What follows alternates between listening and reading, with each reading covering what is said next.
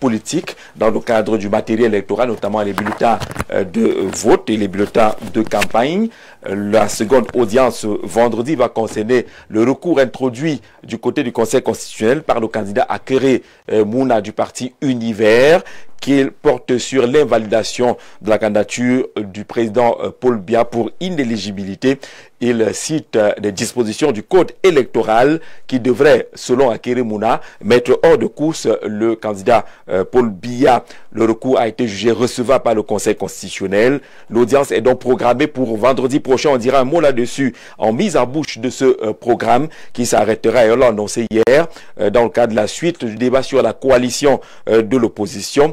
Est-ce finalement une mission impossible au regard des sorties, des actes, des attitudes des uns et des autres, les candidats engagés à cette course au fauteuil présidentiel?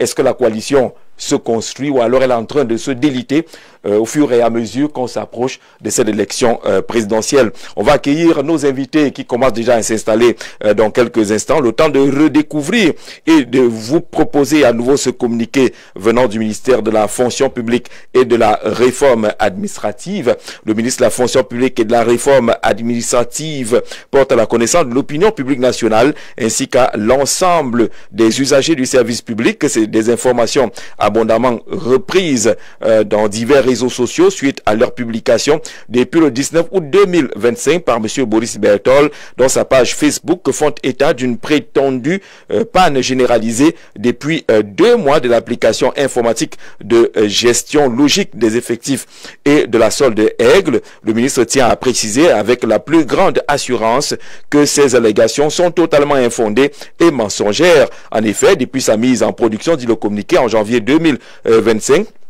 la plateforme Aigle fonctionne de manière continue et ininterrompue en produisant tous les actes de carrière et effectuant toutes les diligences liées à la solde dans les délais réglementaires et de manière automatique. C'est dans ce contexte qu'il faut situer l'immatriculation récente dans la dite application des lauréats des écoles normales supérieures et N7 promotion 2024 ainsi que la délivrance audit lauréats des certificats collectifs de prise de service nécessaires à leur prise en charge salariale imminente. Le Minfopra déplore que de telles informations diffusées sans vérification préalable suscitent inquiétude, sèment le doute auprès des usagers du service public et tente de jeter un discrédit injustifié sur cet outil majeur et innovant de modernisation de la gestion des ressources humaines de l'État et de la solde. Le ministre réaffirme que Aigle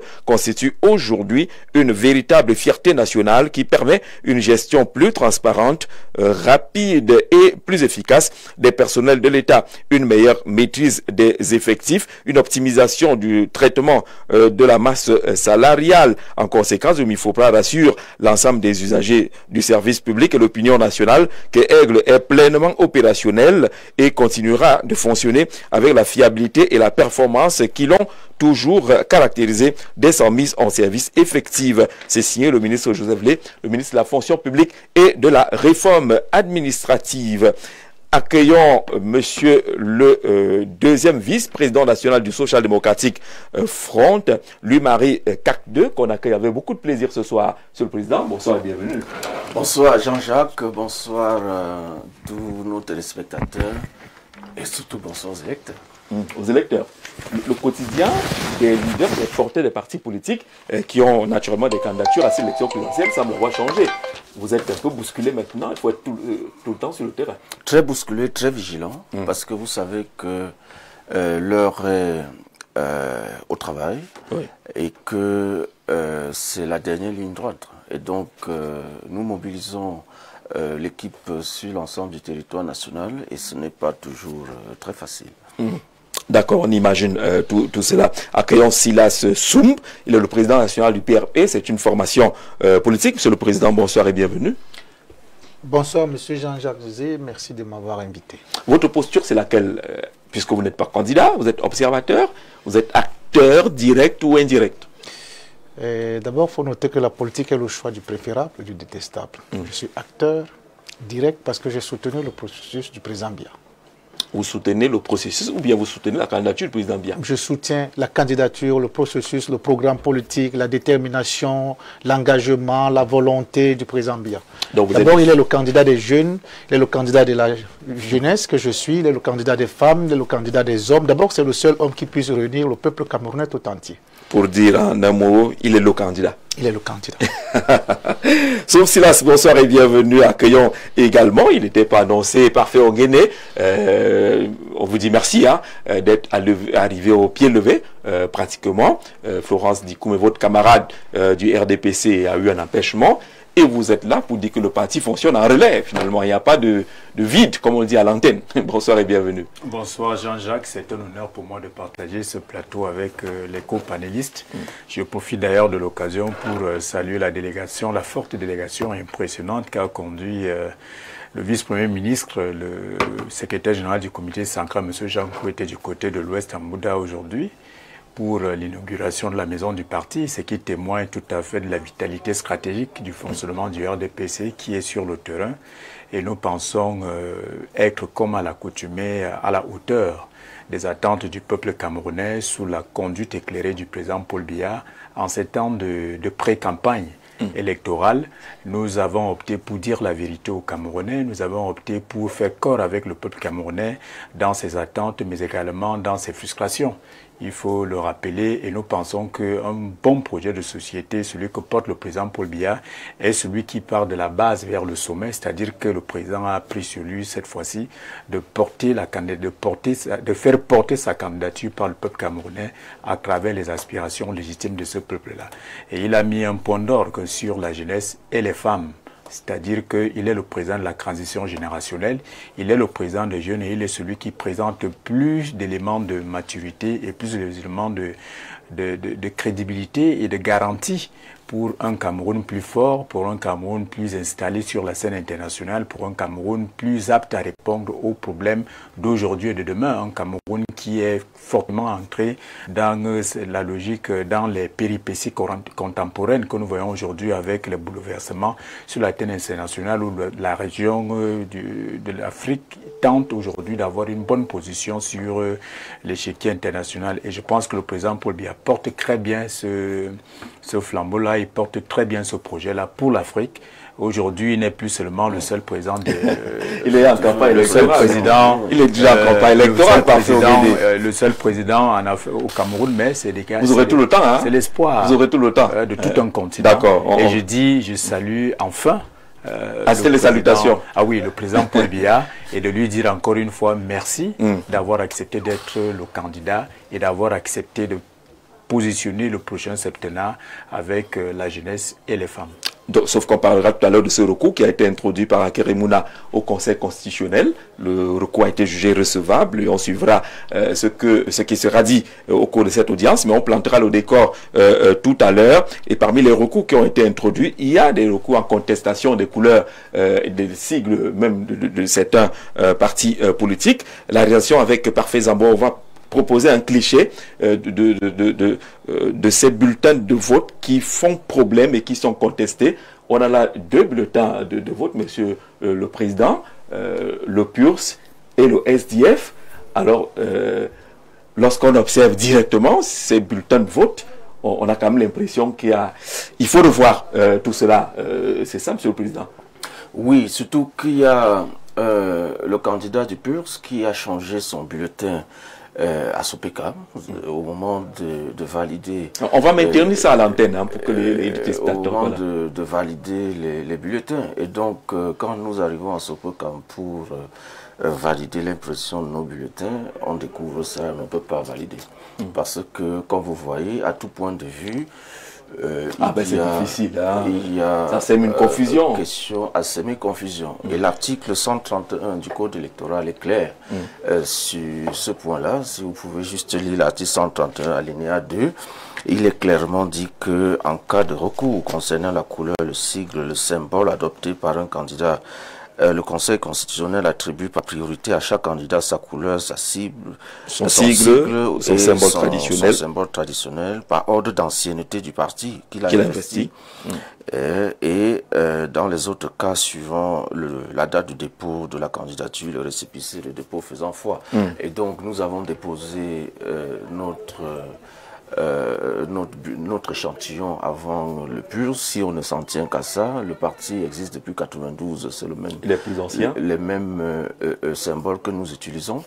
Et donc, nous pensons que, comme ça, à la dernière minute, on ne peut pas venir copier ce que le SDF a déposé. Vous voyez, beaucoup de personnes aujourd'hui, on peut le voir, hein, il y a comme une fata contre le SDF dans...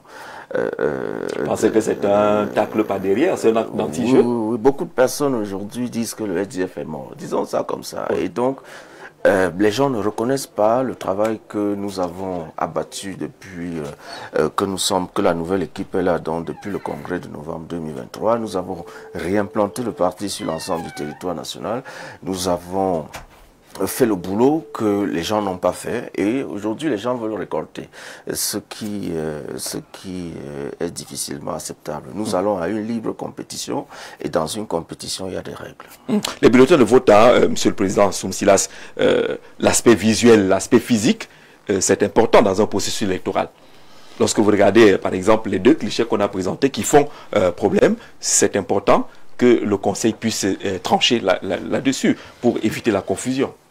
Oui, c'est important parce que c'est par ce canal ou ce canal qu'on fait le choix de son candidat sur la base de ce bulletin de vote. Déjà, il faut noter que les deux bulletins de vote sont identiques. Oui. Maintenant, comme il a bien expliqué le président du SDF, vice-président du SDF, d'abord, il faut noter que le code électoral est clair parce que nous connaissons que des comportements de cette nature ne manque pas dans une compétition de haute envergure comme une élection présidentielle dans notre cher au pays, le Cameroun.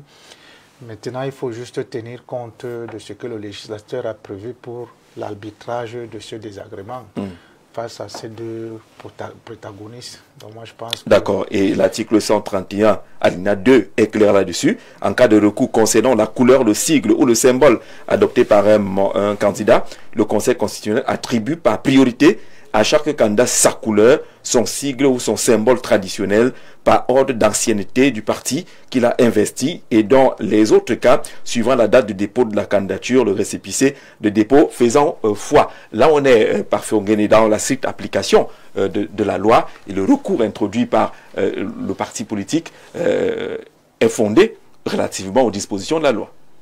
Oui, l'une des promesses présidentielles en 1982, c'était effectivement d'instaurer un État moderne, un État de loi et un État de droit. Et cet État fonctionne parfaitement, ce qui donne la latitude à tous ceux qui se sentent lésés dans un processus d'ester en justice et mieux encore dans le processus électoral de saisir le Conseil constitutionnel à l'aune des compétences qui lui sont reconnues.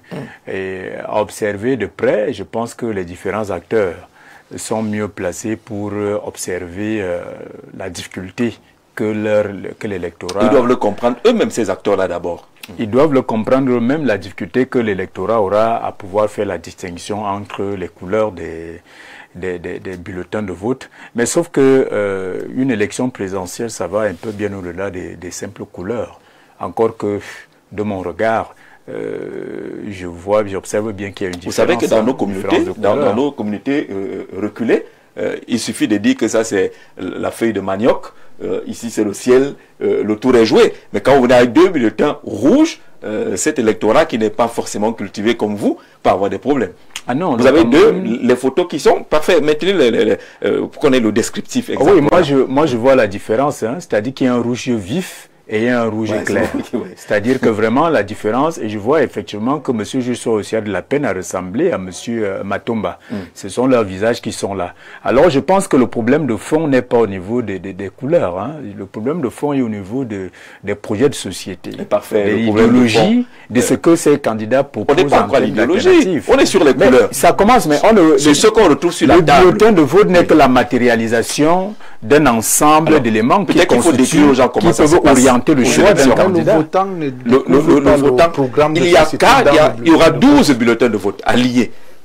Sur ces 12-là, vous aurez 2 rouges pour le votant. Ça peut créer une certaine confusion. Oui, j'ai dit que c'est tout à fait dans leur droit. J'ai dit qu'ils sont tout à fait dans leur droit de procéder à ces revendications pour qu'il y ait des arbitrages à un certain niveau. Mais je dis bien que... Vous imaginez bien le bulletin de Paul Biya aussi rouge, hein? Vous aurez fait comment? Oui, mais il faut des projets sur la table.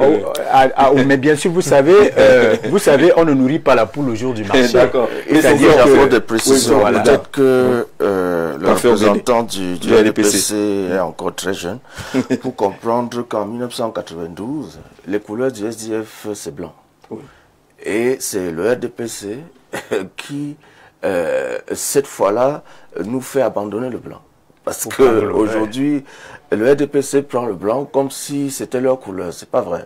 Et donc, le SDF a adopté depuis 1992 la couleur rose. Qui n'est pas rouge, parce que la couleur rouge appartient à l'UPC. Ça, on le sait. Et la couleur du PUR, ce n'est pas rouge. La couleur du PUR, est bleue. C'est bleu. Et donc, si vous voyez les premiers bulletins du PUR, c'est bleu. Et donc, ils ont changé le bleu en rouge. Et je dis que cela date de jeudi dernier. Et c'est tout ça le problème. Et donc, on ne peut pas laisser la confusion jusqu'à ce niveau-là. Nous n'avons pas de problème avec des candidats. Nous disons simplement qu'il y a libre compétition. Le SDF est le parti qui a apporté la démocratie au Cameroun. Et donc, ça doit être clair. Et quand nous avons apporté la démocratie, c'est pour qu'il y ait libre compétition. Et dans une libre compétition, il y a des règles. Et ces règles-là sont aujourd'hui, le code électoral est imparfait. D'ailleurs que nous sommes à l'origine de l'amélioration du code électoral en tant que parti politique jusqu'à ce que nous avons aujourd'hui. Et nous nous battons encore pour que le code soit meilleur que ce que nous avons là. Mais aujourd'hui, ce code-là a un minimum qui nous permettra de gagner les élections. D'ailleurs, le code qui nous a permis de gagner en 92 était plus mauvais que ça. Et on a quand même gagné. Donc on sait qu'on va encore gagner avec ce code-là. Même s'il y a des manquements dedans. Et nous utilisons ce code-là parce que nous avons accepté de participer à cette élection. Et donc nous acceptons les règles qui régissent cette élection-ci aussi. Et nous demandons à tous les candidats, quand vous acceptez à participer à une compétition, si c'est une Coupe du Monde, vous acceptez les règles de la Coupe du Monde dans ce moment-là. Et c'est ce qui se passe aujourd'hui. Et c'est pour ça que nous utilisons ce volet-là pour faire valoir nos sigles traditionnels. Jean-Jacques, d'accord. Jean-Jacques, juste en quelques secondes. En quelques secondes pour rappeler, il faut quand même apporter certaines précisions. En 92, c'est pas le SDF qui avait gagné les élections, c'est le RDPC, c'est-à-dire que c'est le président Paul Biya. Je veux que cette contre-vérité soit tout à fait mise en exergue. Et puis, je voudrais rappeler qu'en matière de démocratie, le discours de la BOL, le discours présidentiel, la vision démocratique du président Paul Biya précède le discours de la BOL. Et puis les manifestations qui ont amené le SDF à contribuer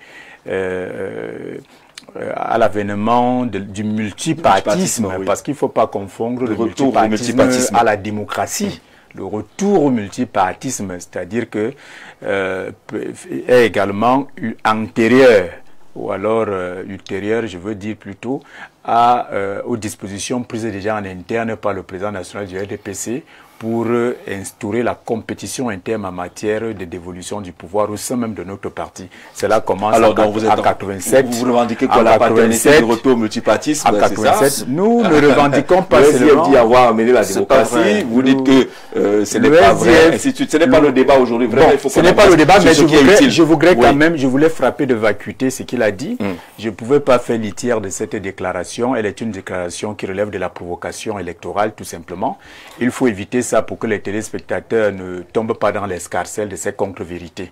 Il faut que nous soyons clairs, c'est l'heure de la vérité, il ne faut pas falsifier l'histoire. Je dis bien que le SDF qui intervient un peu après 92 doit reconnaître que avant en 87,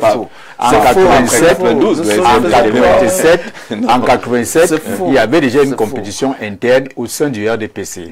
Et en 82, lorsque le président Paul Biya parle du renouveau, dans le renouveau, il y a effectivement, dans la démocratie, qui parle pour le libéralisme communautaire. Le pour le libéralisme communautaire est à un dénominateur commun.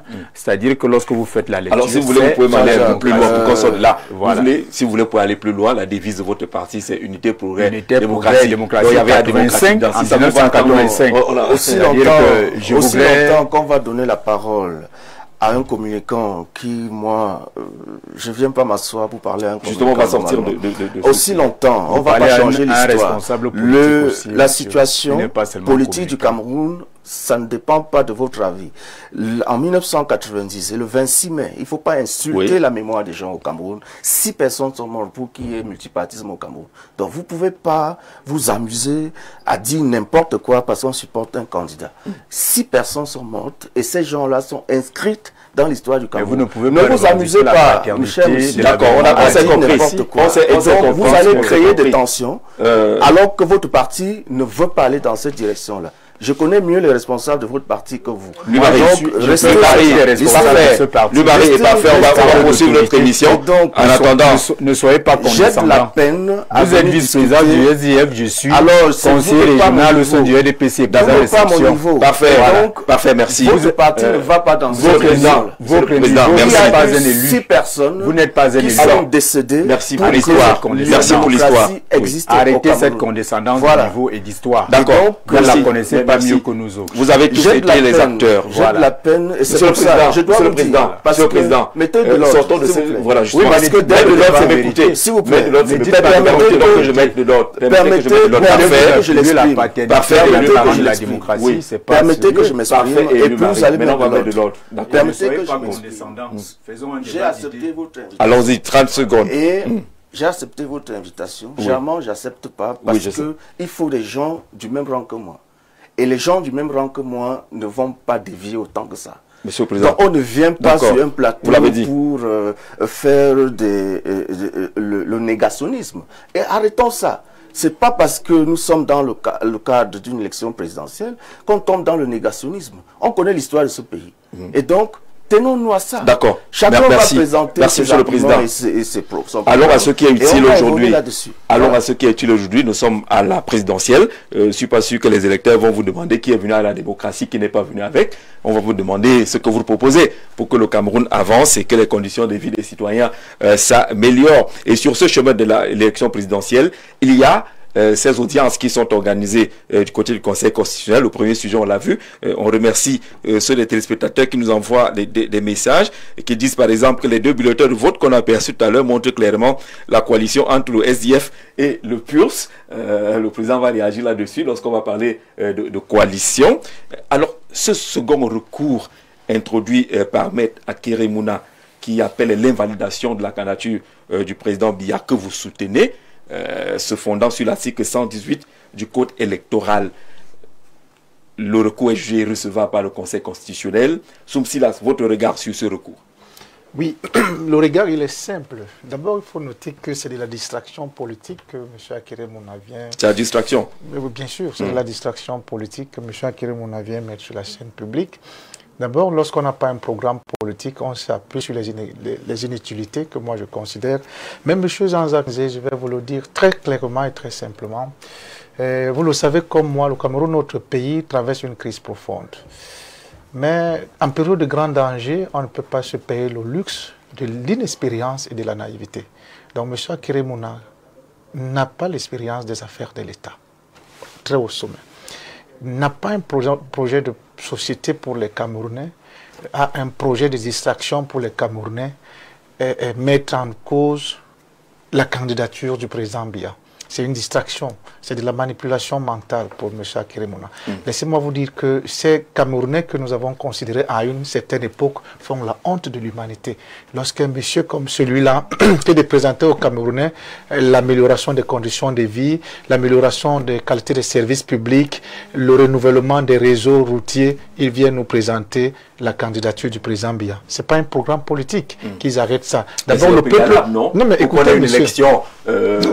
D'abord, D'abord, le peuple camerounais, il faut bien qu'on passe par ces il faut noter que le peuple camerounais est un peuple sage. Oui. Il est capable d'entendre la vérité, y compris même la plus difficile. Donc, M. Akeremouna, ils sont dans la diversion, dans la manipulation. Est-ce que le code électoral est dans la diversion? L'article 118, alinéa 2. L'inéligibilité est constatée par le Conseil constitutionnel, ça c'est bien. Mais c'est ça qu'on appelle la démocratie, c'est ça qu'on appelle la République. Il est donc dans la pratique de la démocratie. C'est pas le moment, la pratique de la démocratie, comme des compatriotes, je les ai entendus tout de suite. C'est pas le moment, les Camerounais ont besoin d'un programme de société. D'abord, la majorité de nos compatriotes pensent que le système va mal et que le changement est nécessaire. On n'a pas besoin qu'on vienne mettre en cause la candidature d'un homme qui a tout donné pour sa vie, sa détermination, sa volonté de faire un Cameroun uni et indivisible. Et qu'aujourd'hui, les gens pensent que l'éligibilité du président Biya, c'est un programme politique. Je vais le réitérer ici. Le peuple camerounais. Mais il y en a qui on a déclaré inéligibles. Il y a des candidatures qu'on a rejetées. Oui, Permettez également que celle-là soit examinée pour que l'élection soit... que tout le monde soit sur la même ligne de départ. Le Conseil constitutionnel ne fait que faire de la démocratie. Oui. Parce que d'abord, celui qui est le président national du RDPC, d'abord l'élection présidentielle, c'est l'élection... Donc Akeremouna est dans la démocratie. Non, Akeremouna est dans la manipulation. Pourquoi? L'article 118, alinéa 1, sont inéligibles les personnes qui, de leur propre fait, se sont placées dans une situation de dépendance ou d'intelligence vis-à-vis d'une personne, d'une organisation ou d'une puissance étrangère ou d'un État étranger. Dans le recours qui est introduit au Conseil constitutionnel, c'est un peu la position du président Biya développé. Je vais y arriver. C'est un peu plus développé dans le recours qui a été introduit. Il parle de ce qu'on voit aujourd'hui, d'un président qui n'est pas très visible, qui se montre assisté. Il doit assister à son anniversaire. Dit. Parfait, on gagne sur cette question. Comment jugez-vous ce recours? Ça concerne votre candidat. C'est une véritable galéjade. Moi, je pense que dans la difficulté pour ce candidat d'être audible sur la place publique, il faut trouver un stratagème pour pouvoir exister en exacerbant certains soupçons portés par des forces centrifuges de la République qui s'attaquent malheureusement à l'institution présidentielle sous de fallacieux prétextes qui ne sont pas fondés.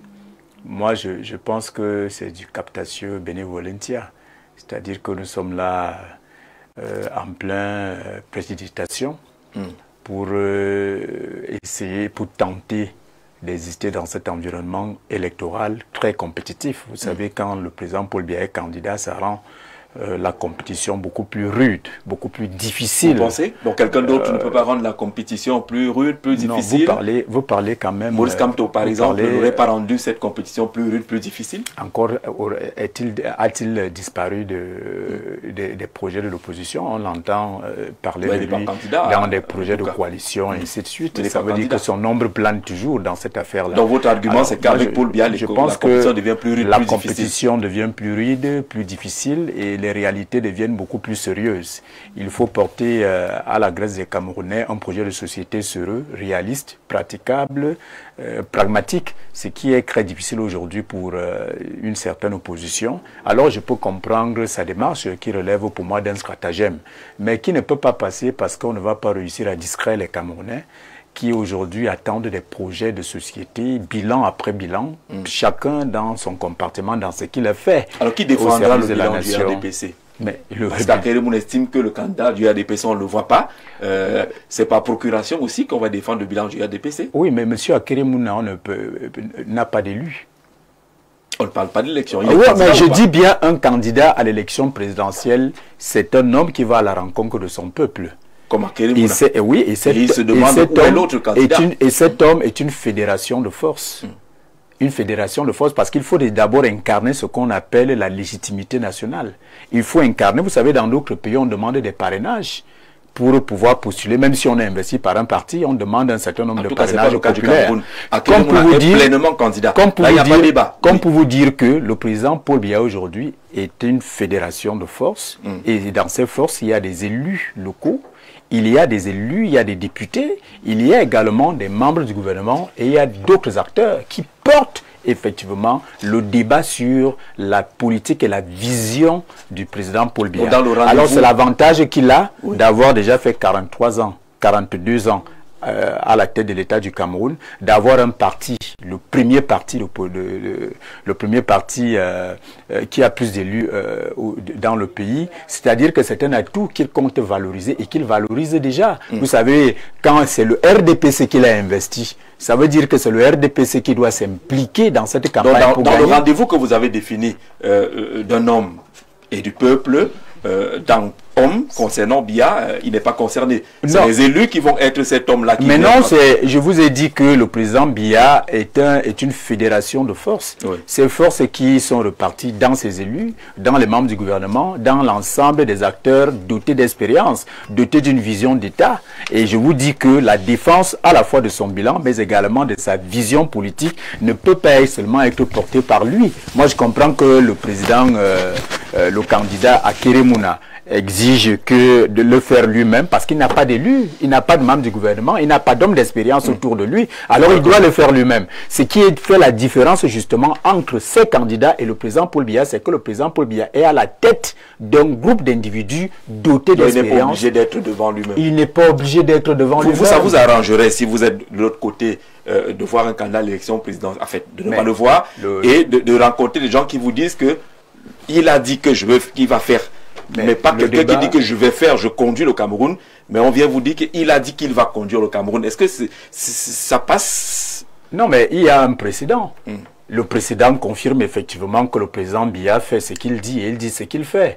On peut s'appuyer effectivement sur ces viviers d'actions passées pour relayer une vision réaliste et futuriste. Alors nous n'avons pas besoin de quelqu'un qui vient nous dire je veux faire sans avoir d'abord fait ailleurs. Et moi je pense que vous devez comprendre une chose, c'est que le président Biya n'est pas candidat parce qu'il attend que Maître Akeremouna vote pour lui. Maître Akeremouna est candidat. Les autres sont candidats pour eux. Le président Paul Biya a été investi par des gens qui croient en lui. Et ces gens ne posent pas ce problème. Mais Maître Akeremouna qui s'oppose à lui... Qui le pose pour mais vous savez, le débat manifesté. Le débat politique, quand il n'est pas ouvert, il n'est plus un débat politique sincère. La sincérité sur la place publique. Vous n'allez pas envisager des réticences dans la Chambre et penser qu'on viendra en tenir compte. Nous parlons de la place publique, nous parlons des positions publiques. Et ces positions publiques, le RDPC dans son écrasante majorité n'a jamais posé ce problème. Je ne sais pas pourquoi quelqu'un qui est d'un parti de l'opposition lui vient poser ce genre de problème. Parfait. Alors, je peux conclure en disant que je le comprends, tel que je l'ai dit. C'est quelqu'un qui a oui, c'est quelqu'un qui a de la peine à convaincre par des idées, par son passé et par l'action qu'il propose pour le futur. Alors, il faut qu'il existe à travers des stratagèmes comme cela. À part lui, ou alors à part quelques... Vous avez vu d'autres candidats poser ce genre de problème? Oui, l'opinion a posé ce problème. Jusqu'à présent, le problème se pose. Mais le problème, c'est une certaine opinion, Jean-Jacques Zé. D'accord, ce sera jamais tout le monde à la fois. Une certaine opinion, et c'est une minorité. Ça, vous avez perdu des alliés parce qu'ils disent qu'ils n'avons même pas pu rencontrer. Nous n'avons pas perdu. Nous n'avons pas les alliés, ils ont pas été les alliés. Nous n'avons pas perdu des alliés. Nous avons simplement eu affaire à des hommes qui ont finalement clarifié leur position. D'accord, vous les avez pas perdu. Merci. Merci, parfait.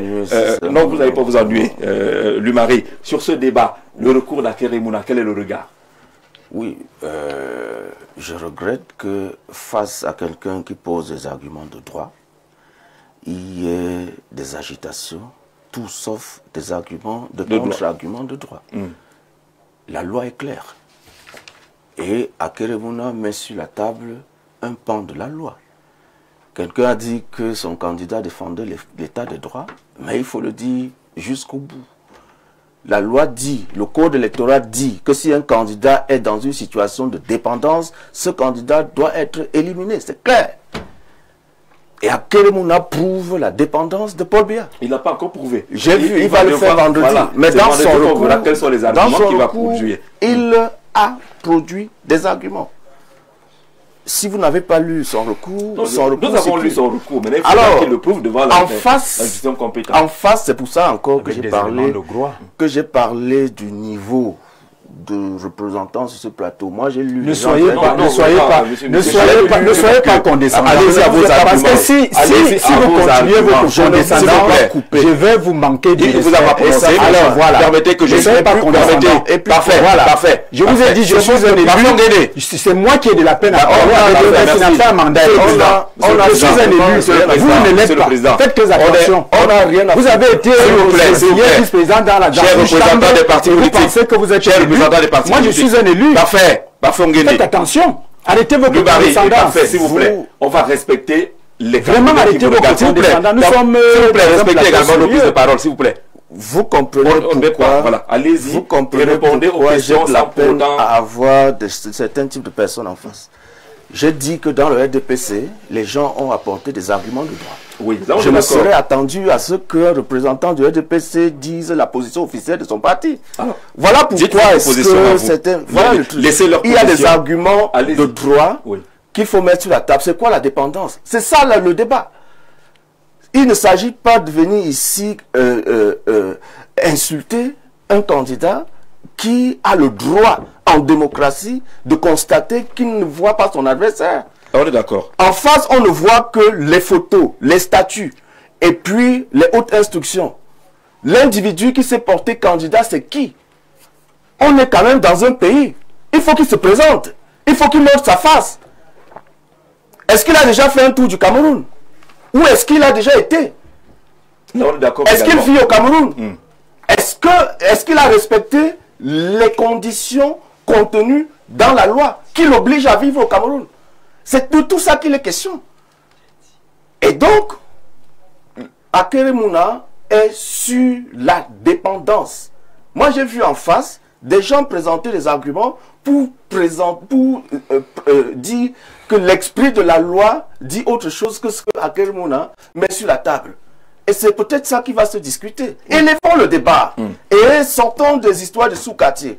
Et donc, la dépendance au sens d'Akeremouna, c'est que Paul Biya, aujourd'hui, gouverne le pays par procuration. Et c'est une dépendance. On voit un individu qui signe les hautes instructions tous les jours. On voit qu'à toutes les cérémonies, même au quartier général l'autre jour, où en tant que chef suprême des armées, il aurait dû être là, on nous a montré une statue. On est où là? On voit des gens qui vont, comme aujourd'hui en Bouddha, baptiser l'avenue Paul Biya, avec eu des photos. Il est où? On n'ira pas placer le président sur l'avenue pour physiquement. Mais il aurait été là pour couper le ruban. C'est quand même son nom. C'est son choix de donc ça, c'est ce qu'Akeremouna met sur la table. Mais les gens disent... Mais là aussi, le débat va être sur le plan juridique. S'il vous plaît. Non, vous aurez votre seconde. Vous aurez votre seconde. Je ne vais même pas parler. Ce sera sur le plan juridique que cela va être démontré. Et c'est pour cela qu'on n'entre pas dans le fond de l'affaire. Vous savez qu'on est également tenu par le respect des lois de la République. On est sur la forme de cette procédure-là. Voilà, et chacun va aller... Oui, chacun... Vous avez développé même beaucoup. Vous n'avez pas encore... Je vous ai même pas encore retiré la parole. J'essaie de vous dire qu'on n'entrera pas dans le fond, parce que c'est vendredi que ceux qui ont porté l'affaire vont entrer dans les questions de fond. Que dit la loi? Parce que mettons ça sur la table. Il ne faut pas que les gens nous amènent au sous-quartier. La loi parle de dépendance vis-à-vis d'une personne, d'une organisation ou d'un pays. Vous êtes également d'accord que ils pourront également répondre que mais c'est de ça qu'il faut a prévu les délégations de compétences. C'est de ça là où ça sur la loi. Alors je vais d'abord rapidement accueillir Arnaud Noah de l'UNDP. Bonsoir et bienvenue Arnaud. Merci Jean-Jacques Zé. Je vous remercie infiniment. Je veux remercier les millions de téléspectateurs de votre très aimable chaîne Info TV. Je voudrais dire ici que je vais entrer de plein pied dans ce sujet et ce débat. Il faut dire que à ce niveau, sur le plan de la faisabilité, sur le plan du droit, l'article 118 est bien clair. Et que monsieur le président de la République sortant, parce que nous sommes déjà à une consultation électorale, est illégitime. Je le dis aujourd'hui. Mais ce n'est pas vous qui prononcez. Permettez. Je le dis en toute fierté. Pourquoi? Parce que... vous êtes fier. Je le dis en toute fierté parce que lorsque on aspire à diriger un pays, la présidence de la République, c'est la plus haute instance d'une république. Et l'on ne saurait diriger cela par procuration. Voilà le véritable problème. Depuis 7 ans aujourd'hui... Puisque la loi a prévu les délégations de pouvoir et que ce n'est pas une nouveauté aujourd'hui, oui, quel est l'argument qui sera prononcé au-dessus de cet argument? On ne peut pas l'incapacité. Comment est-ce que vous l'incapacité de M. Biya à gouverner. La preuve, un chef de l'État est physiquement présent auprès de ses populations. Ce que ne fait pas M. Biya. Ce qu'il n'a jamais fait. Ce que M. Biya ne fait pas depuis 2018. Il a eu l'accoutumance, non, Jean, permettez, il a eu l'accoutumance de le faire, il a eu l'accoutumance de le faire peut-être en 2004 à 2011 et de 2011 à 2018, il s'est battu. C'est vrai que l'âge n'est pas une insulte. M. Biya est déjà un tout petit peu fatigué. Ça, tout le monde peut le vérifier. Oui, à 92 ans, on est suffisamment fatigué. Qu'il y a un papy de 92 ans qui court encore là. Mais M. Biya, que nous connaissons, que nous avons connu depuis 82, 92, 97, 2004, 2011, n'est plus le même aujourd'hui. C'est ça qui prouve. N'est plus le même aujourd'hui. C'est vrai, je suis d'accord avec vous. À la tête d'État qui court. Les Camerounais aujourd'hui ont besoin d'un président qui peut répondre. Et c'est Bello Bouba. Qui peut répondre aux attentes des Camerounais. Je vous rappelle que M. Bello Bouba Maïgari, qui est le président national de l'Union nationale pour la démocratie et le progrès, il a déposé, il a constitué son dossier. Tout le monde l'a vu marcher à Loncac partout. Ce que M. Biya ne peut plus faire aujourd'hui. Monsieur Bello peut gravir les escaliers d'un immeuble de 5 niveaux. M. Biya ne peut pas le faire. Je ne sais pas, j'en sais rien. Non, ça je vous le dis. Je vous le dis. Je vous le dis en toute honnêteté avec certitude parce que... Arnaud, s'il te plaît. Vraiment, n'entrons pas dans ces domaines qui relèvent aussi de la science et autres. On ne va pas le dire ainsi. S'il vous plaît, n'entrons pas dans ces aspects-là. Vous avez dit que c'est un homme âgé, on est d'accord là-dessus. Vraiment, on ne connaît pas ses compétences. Il y a nos grands-pères là qui vont vous dire qu'attention, méfiez-vous. La Constitution n'a pas limité un âge maximal pour être candidat à l'élection présidentielle. Très bien, ça c'est on est d'accord là-dessus. Ça c'est très clair. La Constitution du Cameroun n'interdit personne d'accéder à la magistrature.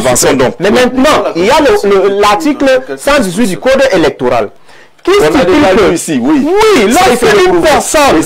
lorsqu'une personne n'a plus les aptitudes d'administrer la plus haute fonction administrative dans un État, il doit être automatiquement disqualifié. Mais cela n'est pas un problème pour nous à l'UNDP. C'est un problème. Cela n'est pas un problème apparemment. Pour nous à l'UNDP, nous allons battre M. Biya au soir du 12 octobre. Ça c'est clair et c'est indiscutable là-bas dedans. Parce qu'à l'UNDP, nous allons battre M. Biya au soir du 12 octobre 2025. C'est clair. Ça c'est très clair. Vous avez la parole. Permettez qu'on modère le débat. S'il vous plaît. Oui. Comme ça, il réagit sur les faits. Il est demandé au président de la République de tenir le conseil des ministres. Vous n'allez pas simplement me dire qu'on lui donne les délégations de... Il doit faire les délégations de pouvoir. Quoi? Il doit tenir le conseil des ministres. Ah bon? Bien sûr. C'est-à-dire quand vous êtes président, la Constitution vous dit tenir le conseil des ministres. Ça, c'est dans la fonction et ne vous dit pas dans quelle période. Il n'y a ça, pas de dans la fonction qui est définie. Depuis 7 ans, il n'en a pas tenu. Oui. Vous devez présider le Conseil supérieur de la magistrature. La magistrature, oui. Il n'a pas fait. Il n'a pas fait. Du tout. Il est le chef suprême des armées. Et donc, il doit présider... Il vient de prendre les actes concernant l'armée. Non, il doit présider. Il doit présider. On ne délègue pas ça. Ce qu'il faut bien faire... Il a posé le filet du 20 mai, non? On ne délègue, par exemple, pas sa fonction. Quand il y a déjà attendez, il y a moins de semaines qui a décoré au nom du chef de l'État les généraux. Le ministre délégué à la présidence chargée de la défense. Mais ça ne se délègue pas la fonction du chef suprême des armées. D'accord. Il faut qu'on soit clair là-dessus. D'accord, c'est ce que la loi dit. Voilà. Il faut qu'on soit clair sur les pratiques. Oui, d'accord. Vous voulez les éléments factuels. Oui, et c'est ça qui est contenu. Je les apporte. Dans le permettez, s'il vous plaît. J'aurais souhaité que de spéculer. Non, on ne va pas lire le texte parce que ce n'est pas l'instance. On n'est pas au Conseil constitutionnel. De contester la théorie de la représentation a des cérémonies lorsqu'on représente le SDF sur ce plateau alors que ce n'est pas M. Osei qui est assis là. Il n'a jamais été invité. Allons-y, vraiment, développez vos arguments. Alors, il n'a jamais été invité. Ça, c'est une chose. L'autre chose est de comprendre que nous allons à une élection présidentielle, pas à une compétition de boxe. Nous n'avons pas besoin du plus grand boxeur. Nous avons besoin d'un chef d'État. Et en parlant du chef d'État, il faut reconnaître que nous parlons d'un chef d'État en fonction. Et il y a un mécanisme constitutionnel qui prévoit la constatation de la vacance à la tête de l'État. Nous n'en sommes pas là, ce qui n'a jamais été fait. Alors je ne sais pas pourquoi ce débat veut venir exister dans un contexte électoral. S'il y avait vacance à la tête de l'État, on pouvait comprendre que les uns et les autres transposent cela dans le contexte électoral.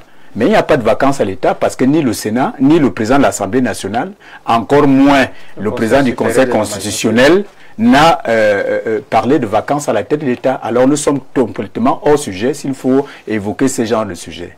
Lorsque j'arrive au niveau de leur constitution dont ils parlent, la constitution prévoit effectivement que le président de la République peut se faire représenter par une personnalité de son choix. C'est une disposition constitutionnelle. Nous sommes toujours dans le cadre de la loi. Dans le cadre de la loi fondamentale. Et lorsque il vient d'évoquer les problèmes de capacité, la loi électorale n'est pas spécifique, n'a pas spécifié comment est-ce qu'on qualifie ce qu'ils appellent aujourd'hui d'incapacité à pouvoir diriger ou à pouvoir être candidat. Le terme, c'est dépendance. Alors, non, mais la dépendance... L'orientation que prend votre dépendance est une orientation purement velléitaire, est une orientation purement nombriliste. Vous avez cette dépendance-là peut être interprétée de plusieurs manières. Et le président Biya n'est pas en une position de dépendance. Ceux qui disent ne l'avoir pas vu, nous on l'a vu le 20 mai. Il a présidé tout un défilé le 20 mai. Le 20 mai, c'est il y a quelques mois. Il y a quelques semaines, il a reçu le prélat au palais. Et on a vu comment ça s'est passé. Mais vous voulez voir le président, de quelle manière le président est en train de travailler. Il va en campagne. Il doit rafraîchir son projet de société. Il a une vision à proposer aux Camerounais. Mais laissez cet homme travailler. Laissez-le travailler. D'accord. Pourquoi vous voulez qu'il arrive à déposer lui-même les dossiers alors que le comité central l'a fait? Et c'est ce que prescrivent les textes de base du comité central. C'est le secrétaire général qui est qui assure l'administration du comité central. Et c'est le vice-premier ministre qui est allé déposer la candidature du président de la République. Alors on suivra avec beaucoup d'intérêt vendredi ce qui se passera au Conseil constitutionnel. D'accord. Ces arguments qui en réalité... C'est sur ces arguments qu'on verra comment ceux qui ont introduit le recours vont se défendre au Conseil constitutionnel. Nous on ne fait pas le procès. Il aurait fallu parce qu'il est hors sujet. Personne n'a mis ça sur la table. On ne tient pas l'audience sera au Conseil constitutionnel. Akeremouna a cité un article du code électoral qu'on a lu ici. Il a développé des arguments. Il a développé le Conseil constitutionnel. L'audience sera publique et on verra quel sera le sort qui va être réservé à cette audience-là. Bonsoir Jean-Jacques, le président de la République n'est pas encore en campagne car celle-ci n'est pas encore ouverte pour poser ce problème, ce genre de problème prématurément. Les silences du palais titrait Jeune Afrique en 2018, les mêmes silences du palais en 2025, appelons cela une stratégie. Bilan Norbert depuis Yaoundé qui considère que si on ne voit pas le président maintenant, c'est qu'il est peut-être dans la stratégie. Alors bonsoir à vous sur le plateau, je me permets de poser une question simple. Où était Maître Akeremouna pendant le contentieux préélectoral? Certains aujourd'hui s'agitent en brandissant l'article 118 du code électoral relatif à la question de dépendance des candidats, mais ont-ils seulement pris le temps de lire l'article 129? Cet article est clair comme de l'eau de roche. Toute contestation de candidature doit intervenir dans un délai de 2 jours après la publication officielle de la liste des candidats. Alors comment comprendre qu'on vienne bien après les délais légaux remettre en cause ce qui a été tranché par le Conseil constitutionnel? Et d'ailleurs, ce Conseil constitutionnel a statué en validant les candidatures et sa décision, selon la loi, est définitive et insusceptible de recours. En vérité, Maître Akeremouna et ses partisans savent pertinemment que l'heure du contentieux est passée. Le reste n'est que diversion. et gesticulations politiques, car juridiquement, le Conseil constitutionnel ne reviendra jamais sur une décision qui, par essence même, est inattaquable. Jean-Calvin Mendim, depuis Bertoua, je crois qu'il nous parle des questions de droit, demande aux supporters de Paul Biya s'ils ont une idée. On n'entre pas dans ce qui concerne les morts et autres, parce que personne ne sait quand ça arrivera et qui s'attaquera. C'est un peu compliqué, ces affaires-là.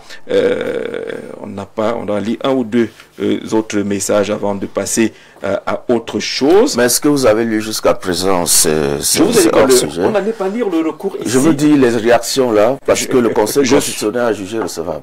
Oui, il le sait. Donc celui qui écrit arrive en retard, il aura précisé qu'il y aura une audience. Il est hors sujet, qu'il a bien compris. Et il faudrait qu'il le sache, puisque c'est le code électoral qui le prévoit. Et l'article 129 traite des dossiers. L'article 129 traite les contestations ou les réclamations relatives au rejet ou à l'acceptation des candidatures, ainsi qu'à celles relatives à la couleur au sigle et au symbole adopté par un candidat sont soumises à l'examen du Conseil constitutionnel par tout candidat, tout parti politique ayant pris part à l'élection ou toute personne ayant qualité d'agent du gouvernement pour la dite élection dans un délai maximum de 2 jours suivant la publication des candidatures. C'est une affaire de 2 jours suivant la publication des candidatures. Mais après, le 118 vous dit que après la publication de candidature, s'il y a une situation de dépendance, il faut lire. Il lui n'a pas. Est-ce que le 118 le dit? Mais il faut le lire. C'est pour ça que je vous demande depuis de rester dans le je suis en train de lire. Oui, lisez. Est-ce que le 118 dit qu'après 2 jours encore? Alors 118, alinéa premier, sont inéligibles les personnes qui, de leur propre fait, se sont placées dans une situation de dépendance ou d'intelligence vis-à-vis d'une personne, d'une organisation ou d'une puissance étrangère ou d'un État étranger. Alinéa 2, l'inéligibilité est constatée par le Conseil constitutionnel dans les 3 jours de sa saisine à la diligence de toute personne intéressée ou du ministère public. C'est ce qu'il a dit. Et donc il a saisi, le Conseil constitutionnel a réagi. Et l'audience... Le Conseil a réagi dans le délai. Dans le délai. Sauf qu'il y a le délai qui est prévu par l'article 129. Ça ne concerne pas ce cas d'éligibilité. Ah d'accord, c'est ça. Donc il faut qu'on soit clair là-dessus. Merci, dans tous les cas, c'est pour ça qu'on dit qu'on suivra ce qui sera dit. On va voir tout ce qu'il va donner. Je regrette que le représentant de Maître Akeromouna ne soit pas sur le plateau, mais je ne peux pas accepter que l'on traîne le débat, non pas sur le plan juridique, mais sur des considérations... Tout le monde l'a fait ici sur le plateau. En tout cas, on l'a admis pour tout le monde ici. Oui. Arnaud, oui, je voulais dire quelque chose de très pertinent parce que... J'ai que c'est pertinent, comment? Oui, le RDPC surfe sur Internet. Vous savez, lorsque les Camerounais sont en train de parler, ils se lancent beaucoup plus dans la diversion. La loi électorale prévoit un certain nombre de choses. Ils le savent. Au RDPC, ils ont, je crois, 15 jours avant la fin de la campagne électorale pour changer le mandat, pour changer un candidat. Ça veut dire que le téléspectateur qui intervient, qui dit que non, c'est illégal, non, ce n'est pas illégal. Jusqu'au 21 septembre ou 20 septembre, le RDPC, ils sont conscients qu'ils peuvent encore changer le candidat. Voici, non? Ça concerne. Vous parlez de tout la loi, le monde, oui. Voilà. Mais parler de la loi. Oui, mais plus que oui, ils peuvent changer un candidat et ça peut arriver. Les Camerounais doivent s'attendre à cela. Oui. Ça veut dire que ce que le maître Akeromouna a fait ne surprend pas le RDPC, parce que ça pourrait être leur plan B. D'ici le 21 septembre, ils peuvent changer. Bon, ils peuvent changer. Je suis en train de dire ce que prévoient les textes. Oui. Le RDPC, ils savent que dans leur manipulation, d'ici le 20 septembre, la manipulation. D'ici le 20 septembre, ils peuvent changer le candidat Paul Biya et introduire un autre candidat. Ce que la loi dit, qu'à l'étape actuelle, en cas de rejet d'une candidature... Non, pas de rejet, d'incapacité. S'il vous plaît. Jean-Jacques, en cas d'incapacité, n'est-ce pas? Je dis rejet. L'incapacité aboutit à un rejet. Je parle donc de rejet. Il faut qu'on se comprenne bien. Si c'est l'incapacité et on rejette la candidature, je parle comme au quartier maintenant. Voilà, c'est le cas avec le cas de Maître Akeromouna. Maître Akeromouna saisit le Conseil constitutionnel et si le Conseil constitutionnel rejette la candidature, déclare M. Biya inéligible à l'élection présidentielle, le RDPC aura jusqu'au 20 septembre pour présenter un candidat. Voilà, et ils se sont apprêtés. Et ils savent que ça tout le monde s'apprête. Oui, ils savent que ça peut. Oui, ils savent que ça peut arriver à l'UNDP, ça ne peut pas arriver parce que non, tout le monde est dans l'esprit de la loi. Oui, mais en allant l'élection, vous savez que si ça arrive, ça c'est vrai. Le candidat de l'UNDP, vous exonère de ce cas. Le candidat de l'UNDP, le candidat de l'UNDP. Je vais rester sur l'esprit de la loi. Oui. Quand ça coule pas à un parti politique. Non, mais parce qu'ils sont en train de réfuter ce que l'acte posé par Maître Akere Mouna. C'est leur droit. Ils sont en train de réfuter ça. Je ne sais pas pourquoi ils refusent. Et pourtant, ce sont les textes qui prévoient. Mais c'est leur droit de refuter. Non, refuter, c'est une fuite en avant. C'est comme si c'est un esprit de messianisme ou bien quelqu'un qui, en dehors de lui, personne d'autre ne peut dessiner de cette république. C'est leur droit de défendre leur candidat. Et si jamais la candidature de M. Poulbia n'est pas validée, ils savent ce qu'ils ont à faire. Mais la première chose à faire, c'est d'aller devant le Conseil constitutionnel et de venir avec les arguments contraires à ce qu'Akere Mouna est en train de dire. Ça, c'est clair. Voilà. Et nous, à l'UNDP, comme nous sommes un parti républicain, nous savons que les décisions du Conseil constitutionnel sont incontestables. La décision que le président Clément Atangana prendra, ça sera, nous allons prendre acte parce que nous respectons les textes, mais nous sommes conscients qu'à l'UNDP, nous allons battre, même s'ils veulent, que ce soit M. Biya, que ce soit M. Ngongo, que ce soit peut-être une autre personne, nous allons les battre dans les urnes au soir du 12 octobre. Ça, je vous le dis à toute honnêteté. L'UNDP, ça c'est la personne qui détrompe. Nous allons le battre le 12 octobre 2025. D'accord, bonsoir. Et les Camerounais doivent s'apprêter parce que les Camerounais doivent voter utile, parce que voter utile, c'est voter l'UNDP. Et Belobouba, merci. Oui. Bonsoir le panel. J'aimerais que le monsieur de l'UNDP nous donne l'âge de Belobouba. Je trouve que les opposants n'ont vraiment pas des éléments convaincants. Si vous nous proposez les conditions qui ont pratiquement, les candidats qui ont pratiquement le même âge que Biya et qui ont travaillé avec lui, ça voudrait dire qu'il n'y a pas de changement à ce niveau. Nous, on va changer la thématique pour avancer sur ce terrain-là. Bon, Jean-Jacques, juste un peu avant de changer la thématique. Non, la thématique va changer. Vous avez la parole. Oui, voilà. Je voudrais quand même que l'UNDP ait l'humilité d'assumer son bilan au sein de ce régime. C'est-à-dire que c'est depuis près de 40 ans que l'UNDP et le président Belobouba travaillent dans le régime. Alors ayez l'humilité d'assumer ce bilan-là. Et parlant des contestations, des soupçons que vous avez sur la fatigue physique du président du point de vue de son âge, je ne pense pas qu'il y ait une très grande différence avec M. Belobouba. Hein. C'est-à-dire que soyez humble. Ayez le triomphe modeste lorsque vous évoquez ce genre de questions. Je peux encore comprendre. Le candidat permettez à 5 secondes que je dise quelque chose. Jean-Jacques, permettez à 5 secondes que je dise quelque chose. Ça passe par moi. Le triomphe modeste. Permettez en 5 secondes, je prends vraiment 5 secondes, que je suis stupéfait que cela vienne de la bouche des représentants du RDPC. J'accorderai encore un bénéfice de doute à ces autres jeunes partis politiques, les bébés spirituels en politique, qui devaient tenir ce genre de discours. Attention, monsieur. Le peuple camerounais a donné le mandat à un individu qui est M. Paul Biya. C'est lui qui doit donner le bilan. C'est lui qui doit donner le bilan. Vous allez demander également le bilan à tous les autres ministres qui ont été dans le gouvernement. Non, c'est pas sérieux. Non, c'est pas sérieux. On ne demande pas le bilan à un individu. On demande le bilan à celui-là à qui les Camerounais ont donné un mandat. Le mandat le Cameroun, dans l'actualité, a donné le mandat à M. Biya. Ce n'est pas à M. Bello. Attendez quand M. Bello aura le pouvoir, vous allez lui demander un mandat. Non, c'est une malhonnêteté intellectuelle. Ce n'est pas le triomphe modeste. Parfait. Cette querelle de coépouse là, vraiment laissez-moi avec ça. S'il vous plaît. Parfait. Vraiment, allez arranger vos affaires là. De mandat, de bilan à assumer. Vous allez assumer, vous tous les deux là, vous allez assumer devant le bilan. Je les invite pour qu'on assume ensemble le bilan. Vous allez répondre. Nous avons un bilan commun, nous devons l'assumer. Je reviens, monsieur. Et nous sommes fiers. Je reviens, monsieur le président. Merci, monsieur le président. Le président national du SDF a donné une conférence de presse hier et les commentaires qu'on a reçus font savoir que le SDF n'est pas pour une coalition. C'est ce qu'on a vu sur les réseaux sociaux. Est-ce que c'était cela son propos? Pas exactement. Et j'aurais donc, je me réjouis d'avoir l'occasion de préciser notre point de vue là-dessus.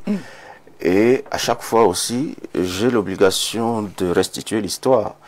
L'UNDP est né après le SDF, parce que peut-être que le représentant de l'UNDP est très jeune pour le savoir, mais le premier parti politique qui est né dans les années 90, c'est bel et bien le SDF. Et donc, c'est pas les jeunes partis de demain, de machin et tout ça. Là. Et donc, ce sont des écarts de langage, mais nous devons rétablir.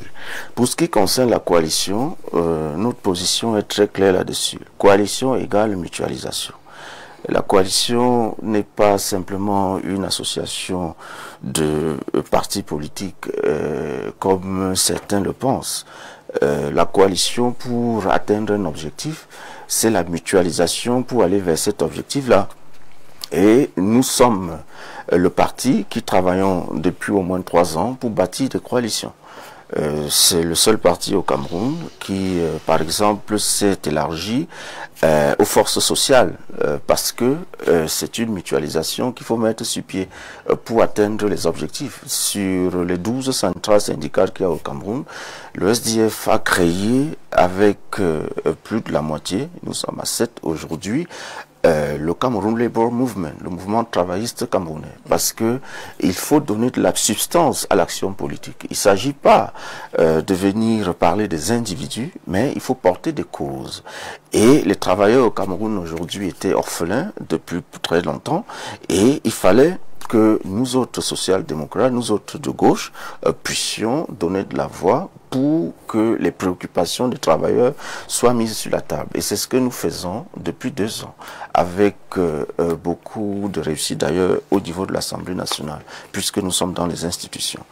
Le SDF est le parti qui a créé le Front de gauche, qui s'appelle le Mouvement des forces progressistes, avec les partis politiques qui ont une même vision. Parce qu'il faut dire que pour bâtir une coalition, il faut premièrement avoir une même vision. Vous ne pouvez pas avoir ce qu'on appelle des alliances disparates et croire que c'est une coalition. Ce n'est pas vraiment possible. On n'a pas quelquefois la même vision de la société et donc on ne peut pas être dans la même logique, le même groupe. Et donc nous avons, avec 6 autres partis politiques à l'époque, créé le mouvement des forces progressistes qui fait son chemin et qui a permis de présenter un projet de société que nous avons mis à la disposition de la presse hier et dont les piliers sont les piliers de gauche, à savoir notamment la justice sociale, à savoir l'égalité des chances, qui sont la solidarité, qui sont des éléments importants, et la démocratie. Et donc ça, ce sont des choses qu'il faut mettre sur la table. Il y a en face des gens qui ont une logique capitaliste ou ultra-libérale de la société. Nous ne pouvons pas marcher avec eux parce que nous estimons que nous ne pouvons pas construire ensemble. Nous ne regardons pas, nous ne sommes pas là pour défendre les patrons, par exemple. Nous défendons les employés, nous défendons les ouvriers, nous défendons les personnes qui sont aujourd'hui des laissés pour compte. Et c'est notre vocation de gauche. Et c'est ce genre de coalition que nous bâtissons sur le plan idéologique. Nous pensons qu'il était nécessaire de faire un recentrage idéologique au sein de notre pays et c'est ce que nous nous sommes attelés à le faire. Et jusqu'à aujourd'hui, le SDF par exemple n'a pas publié son équipe de campagne parce que des discussions sont encore en cours avec les autres acteurs de la société civile, parce que la coalition pour nous n'est pas qu'une histoire de parti politique. Il y a des organisations de la société civile qui valent 1000 fois mieux que certains partis politiques, même des partis politiques en cause. C'est pas parce que vous avez un conseiller municipal ou encore quelques conseillers municipaux dans une commune quelque part que vous valez mieux que l'église catholique par exemple, qui est dans tous les quartiers, avec des chapelles, avec des catéchistes, avec des choristes, avec des gens bel et bien implantés. Et donc, il y a des coopératives qui sont plus implantées que des partis politiques. Et ce sont des forces de la coalition qui sont beaucoup plus intéressantes que le débat habituel que nous avons sur la politique nationale. Nous n'avons pas publié parce que nous discutons toujours. Nous discutons parce que il faut qu'on arrive à s'entendre. Dans ces discussions, on a l'impression justement que vous esquivez ceux qui peuvent être présentés comme les tenors dans l'opposition, notamment les candidats restants. Vous tournez, vous allez choisir les syndicats et autres, mais vous ne prononcez jamais cet honneur-là. Parlons-en. Oui. Il y a le groupe de Fumban. Nous avons bel et bien reçu l'invitation pour nous rendre à Fumban. Mais c'était avant le contentieux préélectoral. Oui.